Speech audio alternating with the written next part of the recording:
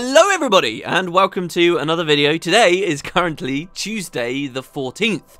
What does that mean? Well, Tuesday the 21st is patch day, and what do ArenaNet usually do a week before patch day? They give us some information, right? They put up a release page with loads of stuff about what's coming up. Didn't do that this time. There isn't like a big page for us to look at on their releases section on their website, but they did release a trailer, a very interesting one at that, and the trailer does come with a description. So that's what you're going to be seeing in the footage in the background. It's going to be muted as they usually do, but the voiceover on it is very interesting, so there could be a moment in this video where you guys get to hear it. We're going to do a bit of speculation on the trailer. There's actually been a lot of extra information given by third-party news sites and people that ArenaNet did interviews with, and I've got a little bit to talk about on that topic too. But let's get started first of all with just the description of the trailer. We're sort of looking for morsels at the moment. The best place to find straight from ArenaNet information about this patch comes beneath the trailer, which reads: the heroes of Tyria face a battle on two fronts. The beloved land is imperiled as never before. From under the sun-baked sands of blood-tide coast, a gigantic three-headed jungle worms has arisen to threaten all who come within its domain. In the mountains of Lornar's Pass, Scarlet's latest creation, a towering mechanical monstrosity, is wreaking destruction. And indeed, this is what the trailer shows. It's showing two new boss encounters, as far as we can see in this trailer. One in Bloodtide Coast, one in Lornar's Pass. This, I don't see many people talking about, but it's actually very significant if you look at the distribution of world bosses in Guild Wars 2 at the moment. Lornar's Pass is a map that's never had a world boss. Like, at endgame, if farming those big champion enemies is your thing, you've never had a reason to go back to Lornar's Pass. It's sort of one of those dead maps because of it. Well, this will be kind of cool. Sadly, it seems like the boss that they're adding to Lornar's Pass is the temporary one, but there will be a permanent one too. That's the one going into Bloodtide Coast. Bloodtide did already have a world boss that was completed by people, Tahida Covington. It wasn't a very common one though. It was kind of rare, kind of an annoying one to do, and now I guess we're having a second world boss there that looks like it's going to be really, really big and important, but I'll get to that in a second. Now, here's something interesting for you all. I actually had a conversation with the devs at ArenaNet about this release and a couple of the coming releases and what was going to be going on with the living story so that we could, like, produce videos before those releases went live. I ended up not doing that. I slept in today, so yay, professional me. But I should mention that to you guys. I don't know, like, massive stuff, so, like, they were very vague as ever, and you know me, I want so many details. So there's an awful lot that I can speculate on with you guys still, and I guess in a couple of months I'll talk to you more about exactly what happened there. But yeah, so I actually saw this trailer, like, a day before it came out, which was quite interesting. I've had some time to pick at what I consider to be the important stuff, and lo and behold, I've woken up and had a look, and there's a lot of discussion and stuff on it too. So let's go through the main things that this trailer is actually showing off. As the description reads, two new boss encounters are going to be coming into Guild Wars 2. One of them is very likely to be temporary.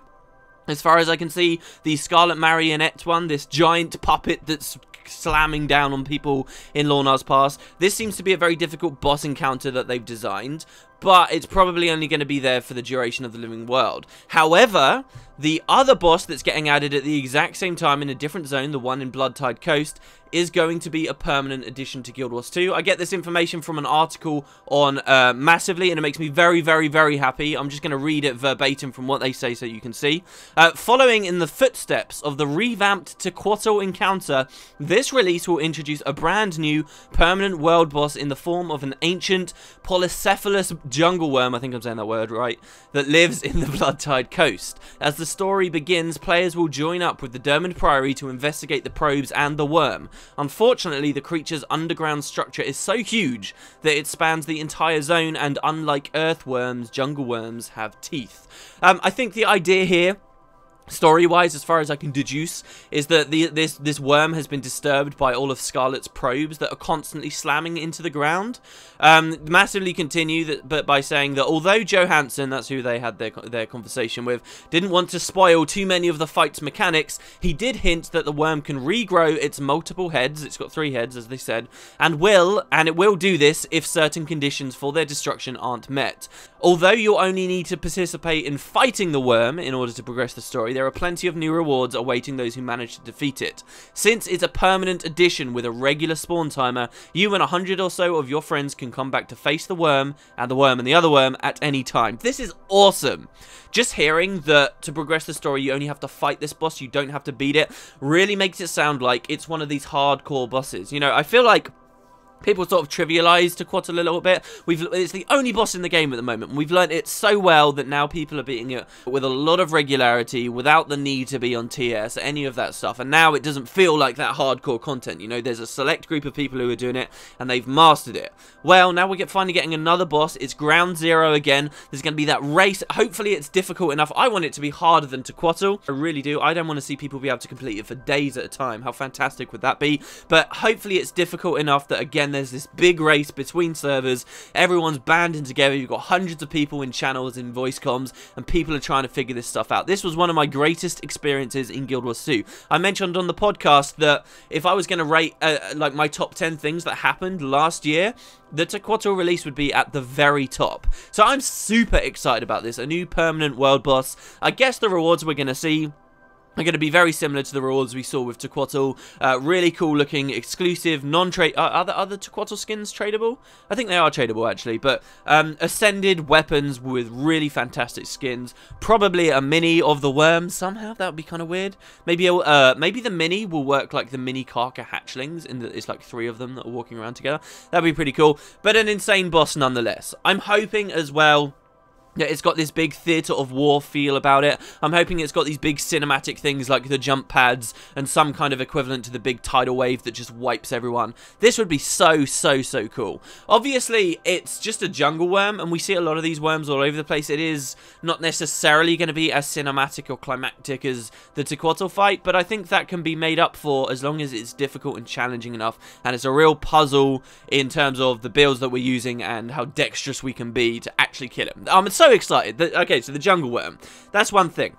We also, of course, then have the thing with this marionette going on, the giant puppet, that a lot of people are scoffing at. I think it looks a bit ridiculous too, but I've also heard that that's the idea, that, you know, this is a creation of Scarlet, the crazy woman, and of course she's going to make some kind of crazy invention at some point. People pointing out that this giant thing that looks so difficult to balance is wearing high heels. There's not too much more that I can really say about the encounter from looking at it on the screen there, except that, of course, you can go to the region of Lornar's Pass that it's going to be situated in, and try and tell what it might be like from the terrain there. I'm just excited that even if it's temporary, that there is going to be a fight in Lornar's Pass. So these are the 2 big things that are coming with the content. However, I do have a couple of notes of speculation that lie beyond those. First of all, the update's actually called The Origins of Madness. Origins of Madness. How does that fit into anything we've seen in this trailer or the description that ArenaNet have given us? It doesn't really seem to, does it? But Massivley also in that same article, I'll have a link in the description, of course, they mentioned something else, that apparently if you look for it after you've done these 2 bosses, or perhaps even before, there is a lot of backstory to Scarlet that's going into this release. They mentioned that in their interview with Colin, it was talked about that a lot of Scarlet's motivations and why she's doing what she's doing has never made it into game. I've been banging on about this a lot recently, and I feel it's very important. This seems, the Origins of Madness, to actually have a considerable section of the update that's going to be talking about her motivations and exactly why she's doing what she's doing. This is the wrap-up of the Scarlet arc. They need to start looking at the character itself and explaining why she's been crazy. This has been the biggest problem the entire time, that people want to know exactly why she's been doing what she's doing. So there's been this big boogeyman in the distance. Oh, she's doing it all for a reason. Hopefully now we will get to see that. More elaboration on the story we saw on the blog post would be fantastic to me. So yeah, we'll see how substantive it really is, but the update's called The Origins of Madness. Hopefully that means it is reasonably substantive. Another note of speculation about the trailers that I feel is somewhat important, or did until I read something else. Who the hell is talking in the trailer? This is where I'll play you guys a soundbite. The trailer has a voiceover of a very intimidating sounding creature. She has grand designs. She will succeed at all costs, even if she has to kill every last one of you. And I say creature because that's what this is going to be, right? An Elder Dragon? Question mark? That's what everyone's speculating about. I was speculating about something very similar recently too on the podcast, where we were talking about how in The Hobbit, The Desolation of Smaug, the best scenes, the scenes that saved that entire movie for me, were where Smaug gets to demonstrate he's this brutally intelligent, cunning creature that can converse with Bilbo. How cool was that scene? So there is this idea that why don't we have talking Elder Dragons in Guild Wars 2? The idea that we're leading into an Elder Dragon with Scarlet's voiceovers talking about it so much recently, and people so desperately want the living story to go to Elder Dragons. Is this what we're now hearing? Is this an Elder Dragon talking to us? I would be very happy to hear such a thing. I think that it's actually a really good voice for something like that. But, sadly, we're let down immediately. On Reddit, I saw that the author of the guy who did the Massivley interview mentioned that he had also asked, was this a dragon talking? And apparently, no, it's not. It's never meant to be an Elder Dragon. It's just a guy with a cool voice. How lame is that?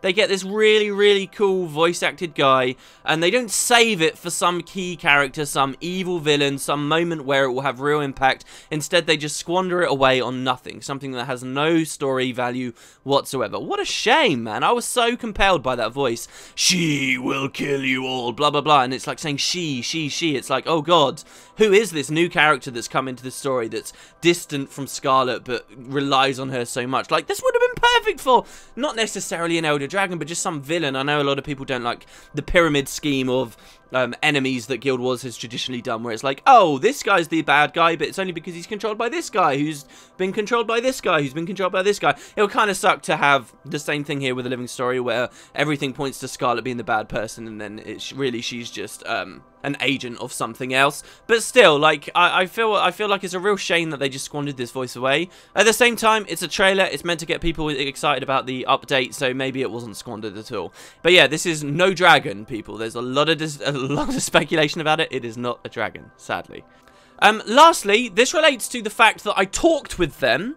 One thing that I'm not going to say anything more on, but I should note that is of significance that this trailer does show you just a glimpse of for future updates and does actually mean something, is the giant thing in the sky that's actually holding Scarlet. Supposedly, this will be of importance in future updates. I vaguely know what that means, but we'll have to see as the updates roll out how significant it really is. But yeah, do take note of that. There's actually something holding the marionette up, and no, it's not just like some Aetherblade airships. It's something different, something you haven't actually seen before. It looks really weird and sort of vague, but it's there in the trailer, and I think I should probably bring it up. That's basically everything you can get from the trailer. There are other minor things that you can pick at combat mechanics, like, for example, the jungle worm seems to be spitting characters out, which could be very cool, but you really can't go any further than that by just looking at the trailer. I do want to mention one other small thing that sort of happened in the news too. There was a really hardball interview with Eurogamer that went up, where they basically put forth a lot of serious concerns people are having, like, oh, the living story's bad, but ArenaNet are never going to accept that it's bad, and they're just going to keep doing it and never iterate on it, right? This is a concern that they propose in their interview, and that they actually get a response from the devs on, like, really hardball stuff, like, oh, we see that your sales are going down, how do you respond to this? Is Guild Wars 2 dying? Can it really keep up? Like, really kind of significant questions that I think people who are currently in doubt would like to read and see the devs' answers. I found it an interesting read. The most interesting thing, again, I found was another big question they asked. They were like, look, what's going on with an expansion? People want an expansion. What's going on with an expansion? And they gave their usual spiel about, oh, don't worry, look, we can do all traditional expansion content through the living world, stuff like that. But also, there were mentions, again, like this has happened a couple of times recently, where they were like, oh, we do have big projects going on in the background, and that led Eurogamer, therefore, to conclude that that did mean there were expansions coming. It might not, but big projects, it's up to you guys to speculate on, but I think maybe it's either going to be actual expansion stuff, or it's going to be like huge living world updates that just get thrown out there like as a part of the regular schedule. You know, like a living world update that one team's been working on for a year, and then it goes into the game. Do you know what I mean? Like a really, really big one. That could be what they're thinking of. And that also could be the kind of thing where they say, oh, we're going to give you new races and new areas and stuff. Maybe that comes with that kind of special living world release. But we shall see. So there you go, guys. That's basically everything that's happened today that I could scramble about and find after I woke up. Thank you very much for watching. I hope you enjoyed. Let me know what you think of the trailer. Are you excited? Of course, these are the big 4 releases. to the end. I mean, it ends saying the beginning of the end. Oh no, it says the end begins. Like, are people hyped? I'm really hyped about the jungle worm, and hopefully getting some backstory about Scarlet. The marionette fight, meh. It looks okay. I'll obviously play it, but like, it's the other two things that I'm super pumped for, and you guys can expect some videos. I did so much stuff with Gw2 last time it came out and produced so little videos. I might make a bigger effort to produce videos for you guys of us getting live kills and stuff, which I absolutely intend to do.